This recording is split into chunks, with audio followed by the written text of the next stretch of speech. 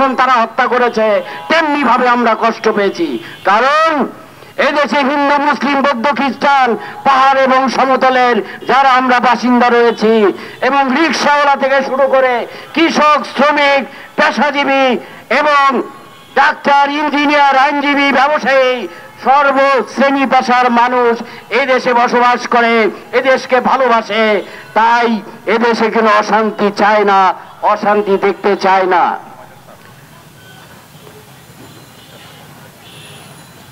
তাই আমি আপনাদের কাছে নিবেদন করতে চাই, আজকে সর্বশ্রেণী পেশার মানুষকে সচেতন হতে হবে, ঐক্যবদ্ধ হতে হবে। রাষ্ট্র নির্বাচন যেমন জরুরি, যেন তেন একটা নির্বাচন হলে তাহলে 53 বৎসর কি অপরাধ করেছিল? একটা ভালো নির্বাচন অনুষ্ঠান করতে হলে আগে রাষ্ট্র সংস্কার করতে হবে। রাষ্ট্র সংস্কারের জন্য প্রতিটি পেশাজীবী মানুষের সাথে কথা বলতে হবে, তাদের উপলব্ধি জানতে হবে, তারা কি চায় কি চায় না সেটা বুঝতে হবে। সংবিধানে সেগুলো সংযোজন করতে হবে। সংবিধানে তো এটাও ছিল, সংবিধানের সাথে এসে এক ধারায় বলা ছিল, দেশের সকল, রাষ্ট্রের সকল ক্ষমতার মালিক সাধারণ জনগণ।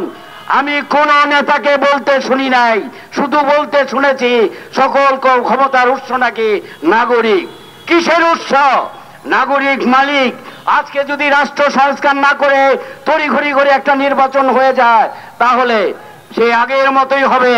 সচিব মহোদয় থেকে শুরু করে পিয়ন পর্যন্ত যারা সংবিধান অনুযায়ী রাষ্ট্রের কর্মচারী, তারা ভেবে বসেছিলেন রাষ্ট্রের মালিক, আর এদেশের আমরা, আপনারা যারা প্রজা, আমরা যারা মালিক, তারা হচ্ছে দাস প্রজা। এই অবস্থা যাতে না থাকে, সত্যিকার অর্থে অর্থনৈতিক মুক্তি আসে, ঋণ খেলাপি যেন আর নতুন করে তৈরি না হয়, যে কারণে সংস্কারের কার্যক্রম চলছে।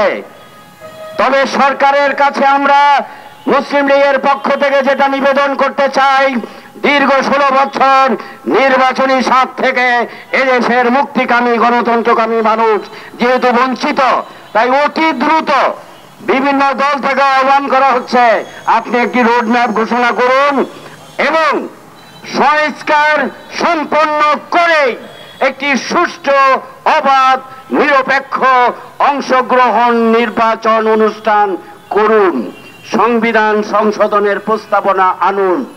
তাহলে ডক্টর মোহাম্মদ ইউনূস সহ এই অন্তর্বর্তীকালীন সরকারে যারা উপদেষ্টা রয়েছেন তারা চিরদিন স্মরণীয় হয়ে থাকবেন, বরণীয় হয়ে থাকবেন। যদি কোটি কোটি মানুষের চাপে ধাক্কায় যেন তেন প্রকারের নির্বাচন অনুষ্ঠান করে বিদায় নিয়ে চলে যান, তাহলে এদেশের সাধারণ মানুষ কোনোদিনই আপনাদেরকে স্মরণে রাখবে না। এবং আপনার কর্মকাণ্ড ক্ষমতা গ্রহণের পর থেকে আজ পর্যন্ত আমরা লক্ষ্য করছি, আপনারা দেশের ভালো করার জন্যই চেষ্টা করছেন, ভালো করছেন, করে যাবেন সেই প্রত্যাশা রেখে, এবং এদেশে গণতন্ত্র